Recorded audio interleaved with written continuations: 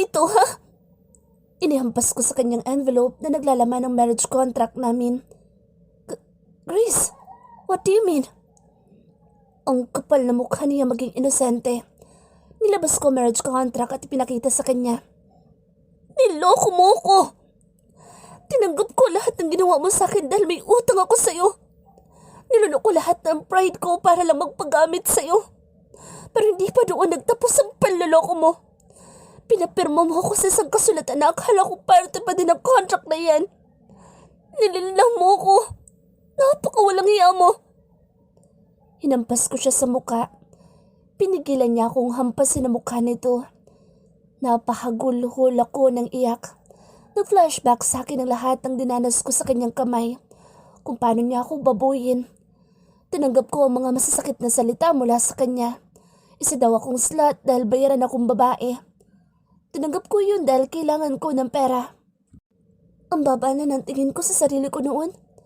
Hanggang sa dumating ang anak kong si Nicolo. Siya nagbigay ng bagong saya sa buhay ko. Sobrang sakit sa akin na iwan ang panganay ko dahil sa kagustuhan niyang mawalan ako ng karapatan sa anak ko. Please, Grace. Hear me out. Yes, pinapirma kita. Nagbagong isip ko noon, kaya ko nagawa iyon. Dahil naisip kong anak natin, ayoko lumakas siyang walang ina. Gusto kong magkaroon ng ina si Jella.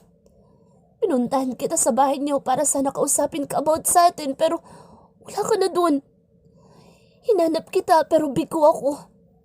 Lumaki si Jella na alam niyang ikaw ang ina niya dahil yun naman ang tama.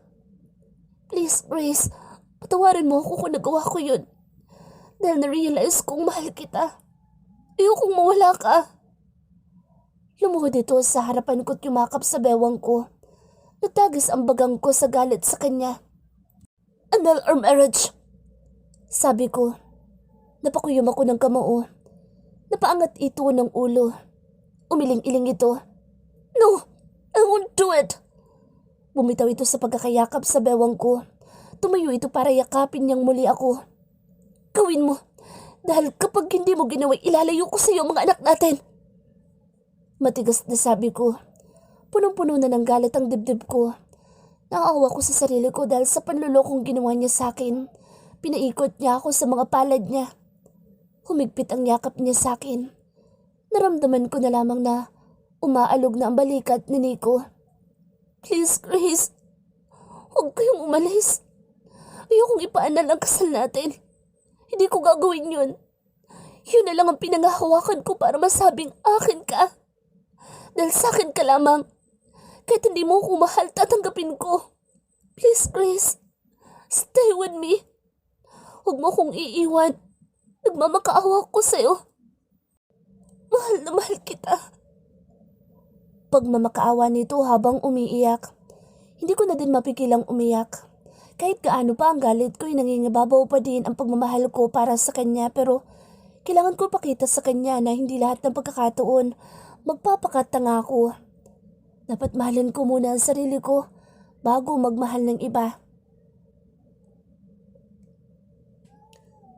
Nakatingin lang ako kay Grace habang nag-aayos ito ng kakainin ng mga anak namin. Ni hindi niya ako kinakausap. Para lang akong hangin na nasa paligid niya. Kung magsalita man siya kapag may tinatanong ako. Tumalikod na ako upang pumunta ng library. Hindi ako pumasok ngayon. Nagpa siya ako dito na lang muna sa bahay magtrabaho. Baka kasi umalis na lang si Grace. Napatingin ako sa pinto nang bumukas ito. Pumasok ang asawa ko na may seryosong muka. Kumabog ng mabilis ang puso ko nang matitigan ko siya. Ganitong epekto niya kapag tinititigan ko siya at malapit sa akin. Nico, hinahanap ka ng mga anak mo. Akala nila'y umalis ka na. Nag-iiyak na si Jella doon. Sabi nito, inayos ko mga papeles bago ako tumayo. Sinundan ko si Grace nang tumalikod dito.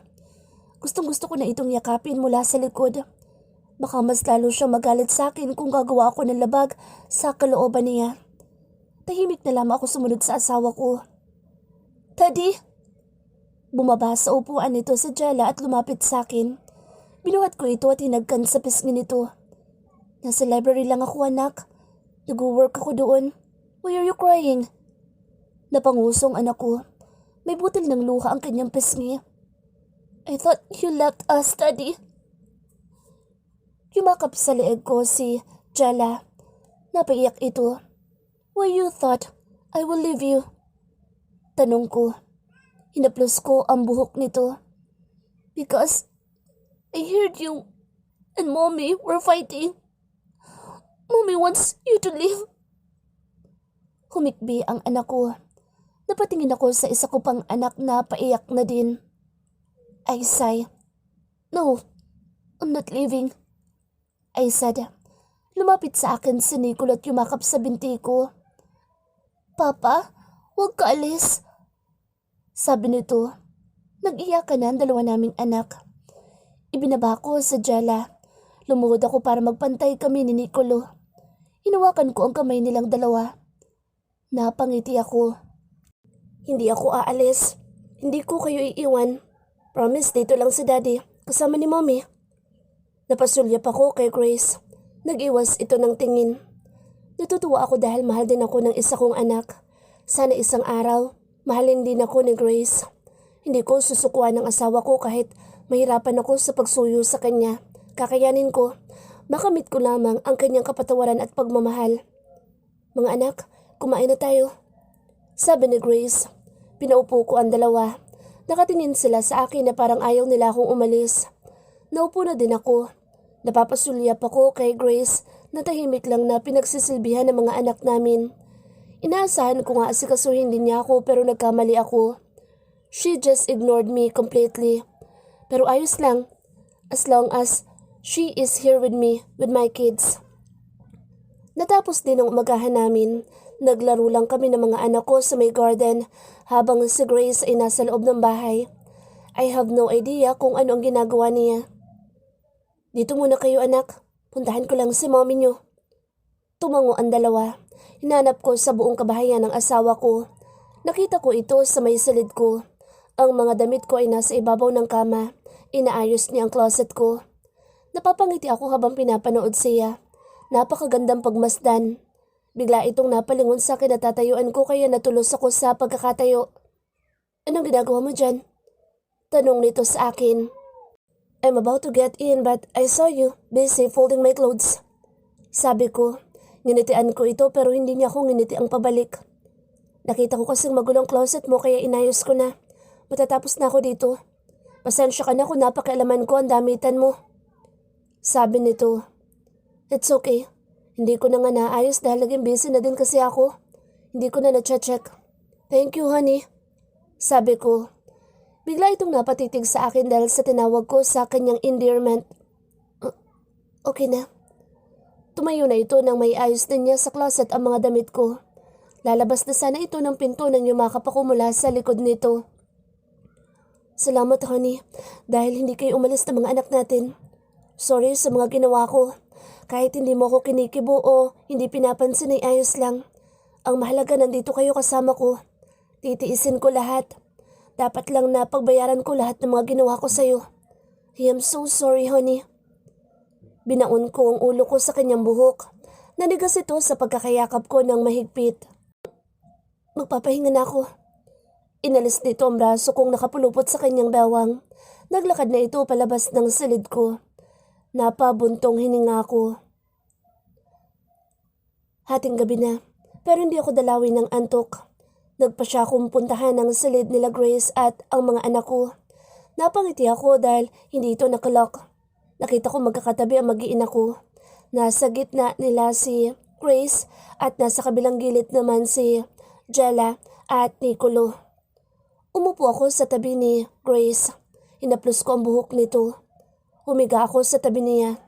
Niyakap ko siya sa bewang nito. Amoy na amoy ko mabangong amoy ni Grace. I miss her scent. Hinagkan ko ang kanyang pisngi pababa ng leeg nito. Napatigil ako nung gumalaw ito. Pinikit ko na lamang ang aking mga mata habang yakap ng mahigpit ang mahal kong asawa. Nagising ako may brasong nakayakap sa bewang ko. Kinapa ko iyon. Napalingon ako. Nakita ko si Nico na nakatulog sa tabi ko. Dahan-dahan kong inalis ang braso nitong nakayakap sa bewang ko. Napaharap ako sa kanya. Hindi ko maiwasang titigan ng kanyang gwapong muka. Para siyang anghel kapag nakatulog. Hinaplos ko ang kanyang pisngi. Kahit gaano man na naging kasalanan niya sa akin, hindi ko magawang magalit ng lubos. Nangingibabaw ang pagmamahal ko para sa kanya. Alam kong isang malaking pagkakamali na bigyan ko pa siya ng pagkakataon, pero mahal ko ang mga anak ko. Ayokong maranasan nila ang isang wasak na pamilya. Nagpa siya ako makipagkita kay Fernan. Gusto ko na din tapusin ang relasyon namin dahil hindi tama kasal ako. Hey sweetheart, bati nito sa akin. Hinagkan niya ang pisngi ko. Pasensya ka na kung naistorbo kong trabaho mo. May gusto sana akong sabihin sa'yo. Napatitig ito sa akin. Nagtatanong ang mga tingin niya sa akin. Ano sasabihin mo? Hinawakan ko ang kanyang palad. Alam kong masasaktan ko siya. Nangihinayang din naman ako sa pinagsamahan namin dahil naging magkaibigan kaming dalawa bago nagkaroon ng relasyon. Kaya masakit din sa akin itong desisyon na gagawin ko. I am so sorry, Fernan. Tinatapos ko na ang relasyon natin. Natigilan sa Fernan sa sinabi ko. Hindi tama na. Ituloy pa natin itong relasyon na ito dahil mali. Nangilid ang mga luha ko. Humigpit ang hawak ko sa kamay ni Fernan. Bakit, Grace? Kung may nagawa ko sa'yo, humihingi ako ng tawad. Hindi ko sinasadya yun.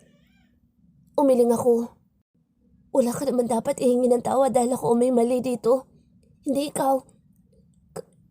Kasal na ako, Fernan. May pinapirmahan sa akin si Nico na contract. Akala ko about lang sa contract na pinag-usapan namin pero nagkamali ako dahil dilin lang niya ako. Lingid sa akin ay isa pala yung marriage contract. Wala akong magawa kung hindi tanggapin na lang ito para sa mga anak ko. Pumatak sa pisngi ko ang luhang naipon sa gilid ng mata ko. Hindi ko kayang pagkaitan ng buong pamilya mga anak ko, Fernan. Kahit isakripisyo ko na ang kaligayahan ko maging masaya lang sila. Sabi ko, napakabuti mong ina, Grace. Isa ka ding dakilang kapatid. You have sacrificed yourself for your family. Pinahid nito ang mga luha sa pisngi ko. Ngumiti ito sa akin. I understand. Don't worry, I am not mad. Basta tatandaan mo, nandito lang ako. If you needed me, I will always be here. I'm eager to help you because I love you, Grace. I really do. Lalo ko napaiyak dahil napakabait na Fernan para gawin ko ito sa kanya. Kung may choice lang ako, siya ang pipiliin ko. Salamat, Fernan.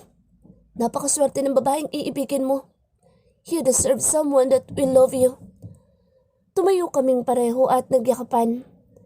Umuwi akong magaan ang pakiramdam dahil maayos naman ang paghiwalay namin ni Fernan. Naintindihan ko kung magalit man siya sa akin, pero hindi naman nangyari iyon. Naunawaan niya ang situation ko. Pagkapasok ko sa loob ng bahay, nakita ko si Nico na nakatayo sa may sala. Para itong balisa. Nang makita niya ako, inilang hakbang niya ako. Yumakap siya sa akin. Napakunot noo ako sa inakto niya. My Grace, bumalik ka. Promise hindi na ako magtatangkang matulog sa tabi mo nang walang pahintulot mo. Titiisin kong hindi ka katabi sa pagtulog. I am so sorry. Please, Grace, forgive me. Anong pinagsasasabi nito? Nakakunot ang noo kong nakatitig kay Nico. Anong pinagsasasabi mo? Tanong ko. Mukha siyang ewan. I thought you leave me. Kanina ko pa tinatawagan ng cellphone mo pero naka-off. Kaya nag-alala ko. Tapos gabi na. Hindi ka pa umuwi kaya naisip kong iniwan mo na ako. Sabi nito. Naninibago ako kay Nico. Hindi ako sanay na ganito siya. Napaka-clingy. Kulang na lang italin niya ako para lang hindi makawala. Hindi kagaya ng Nico na kilala ko noon. Arrogant, womanizer. Walang pakialam ko nakakasakit na siya. Hindi ako sanay. Lobat ang cellphone ko. Bakit ko naman gagawin iyon? Kung aalis man ako, isasama ko ang mga anak ko dahil mas importante sila sa akin. Nabanaag ko ang lungkot sa mga mata ni Nico sa sinabi ko. Pinagluto kita ng hapunan. I hope you like it. By the way, pinakain ko na ang mga anak natin. Nasa silid na ang dalawa. Sabi nito, kumain na ako sa labas kaya hindi ako gutom. Sabi ko, ganoon ba? Sino kasama mo? Tanong nito. Si Fernan. Nag-usap lang tapos kumain sa labas. Nakita kong parang tumapang ang itsura niya. Bakit naman siya magagalit kung sakali? Wala naman kaming ginagawang masama. Hindi ko na kailangang idetalye pa sa kanya kung anong napag-usapan namin. Sige, puntahan ko na dalawa sa silid nila. Good night. Tumalikod na ako't umakyat na sa taas. Napalingon ako. Nakita ko nakatitig siya sa akin. Parang kumirot ang puso ko na makita ko siyang may lungkot sa mga mata. Napabuga ako ng hangin. Hindi dapat ako nagpapadala sa pagpapaawa niyang ginagawa. Tama na yung naging sunod-sunuran ako noon sa mga kagustuhan niya. Bilog ang mundo. Siya naman ang nasa ilalim at ako ang nasa ibabaw. He deserves to be treated like this. Malamig pa sa yelo. Para magtanda siya.